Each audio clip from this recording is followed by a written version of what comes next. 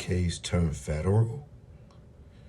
When I asked Steve Greenberg how did the state case that I beat in 2008 be brought back 13 years later, and not only that, how could it be a federal case all these years later?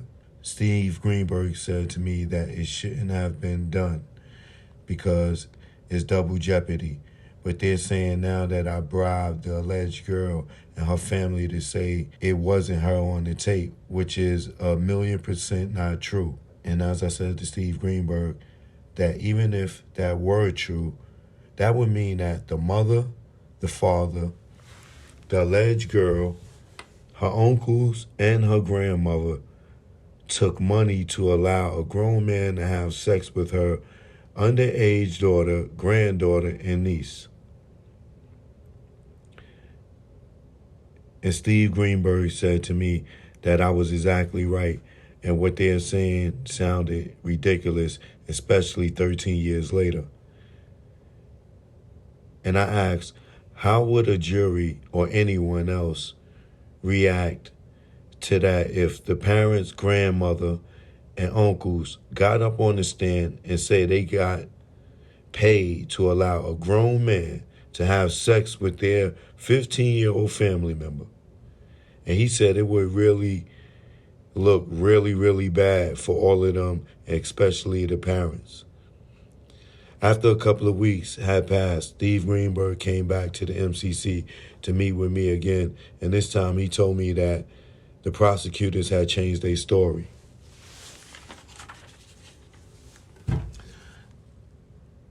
That the prosecutors had changed their story as far as the alleged girl on the tape. Now the prosecutors are saying that instead of bribery, that I intimidated them.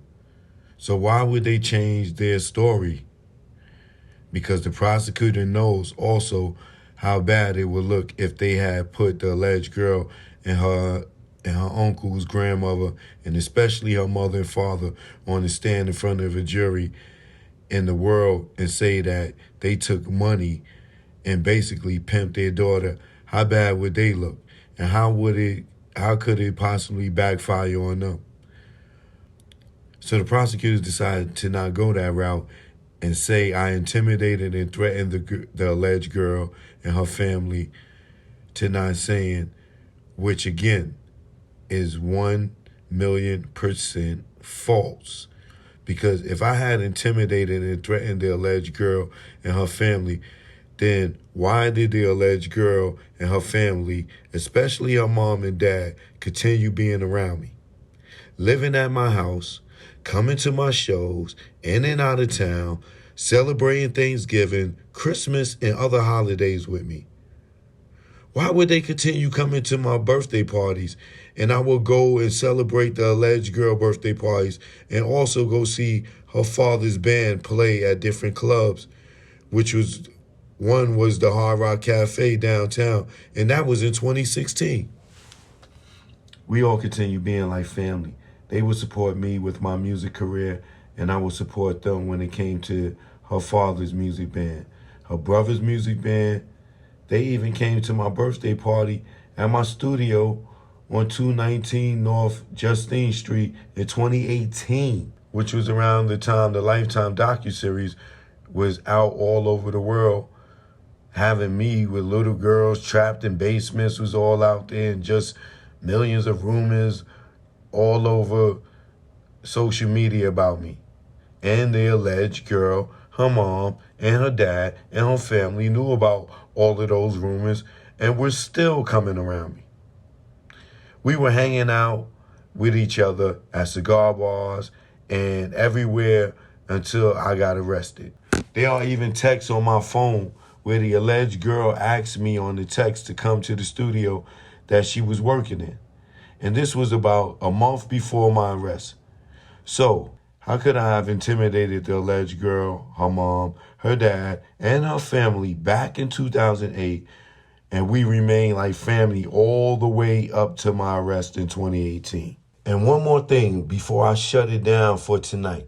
Even if they change their minds again that I bribed the alleged girl and her family then why, after all these years, are they still living in the same house, in the same hood that they were staying in way before they ever met me to this day?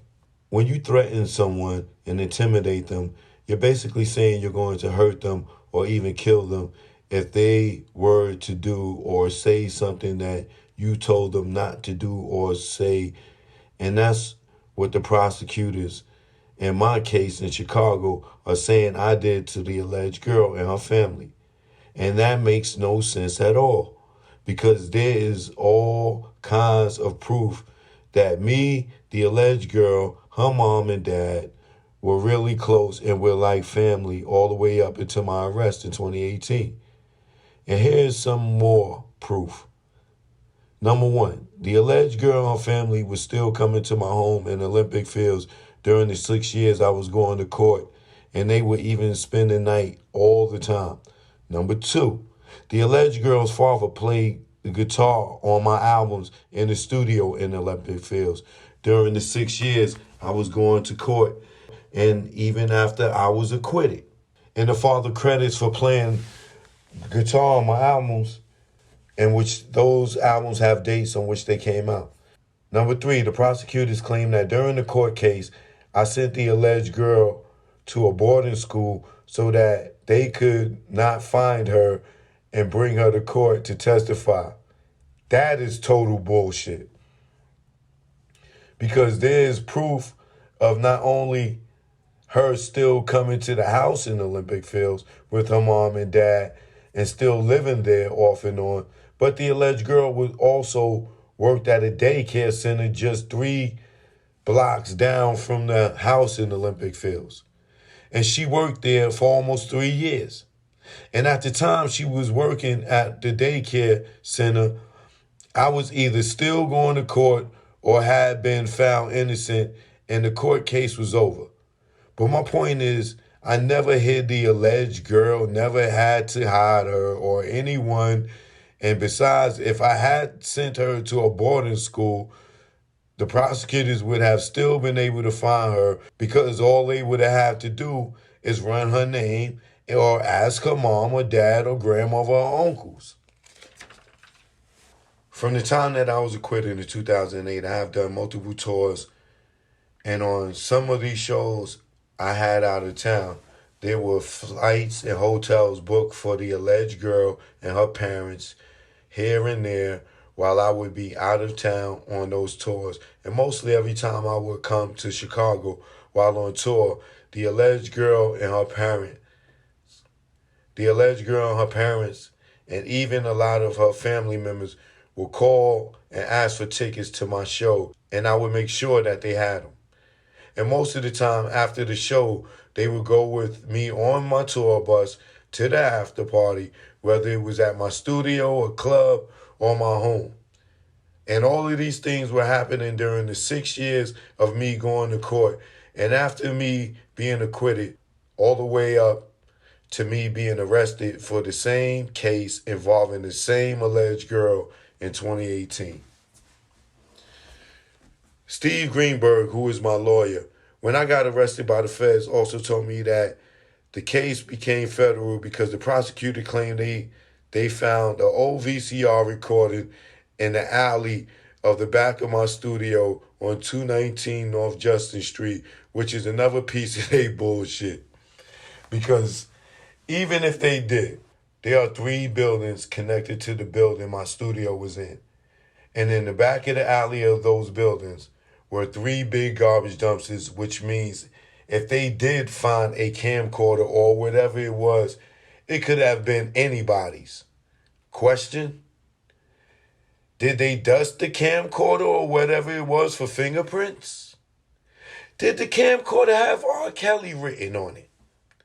Did the camcorder have a tape in it with me on it doing anything illegal or otherwise? And even if that was the case, why would you throw a video camera away with the tape in it if I was doing anything wrong on that tape or otherwise? See?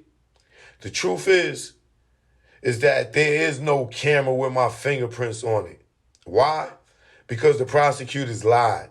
They never retrieved the camera from the back of my studio in the alley where those 3 huge garbage dumpsters, where if they found anything, it could have been anybody's that worked in those buildings. But let me make this clear as to why the prosecutors needed to say they found a video camera in the back of my studio in a garbage can, because they needed to connect me with a camera so they can say that I used it to do illegal things. And then say the camera was made out of the city of Illinois, and it was made out of the city of Illinois by the prosecutors, making it look like it's my camera and I've done something illegal with it. And then say that the camera was made out of the city of Illinois. And if it's made out of the city of Illinois, and by the prosecutor making it look like it's my camera and I've done something illegal with it, and the camera was not made in Illinois, would make it interstate commerce. Which is why they needed to place a damn camera in the back of my studio in the garbage can that was made somewhere else, just to put the interstate commerce on this case and make it federal. I do not know how to make all of this up. And I'm writing all of this because I am scared out of my mind, because I get the feeling that somebody, a lot of somebodies, do not want the right people to know any of the truth that I'm telling you. I just want to come home. I just want my life back, and I pray to God that this letter makes it safely to your hands. Because I wrote all this information during the course of my 2 years that I was in Chicago MCC locked up, because I was going to share with my lawyers once they brought me to New York. But unfortunately, they would not let me bring my legal work on the plane when they were getting ready to bring me to New York in 2021.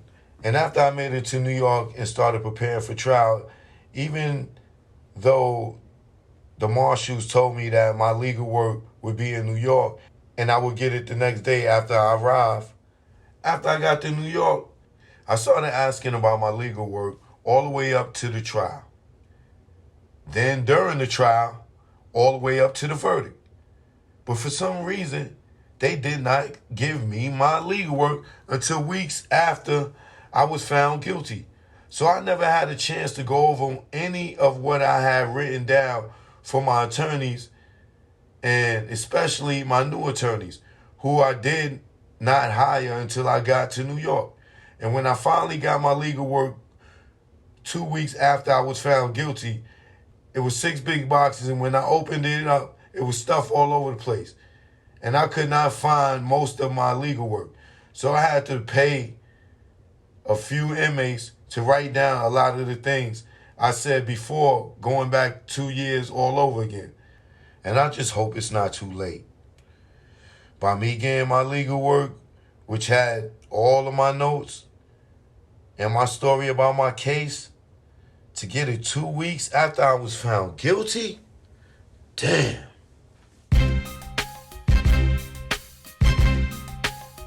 We here now. Damn, I wish I was pushing the act. Damn, I wish I was pushing the act. Damn, I wish I was pushing the act. I had no haps if I was pushing the act. Damn.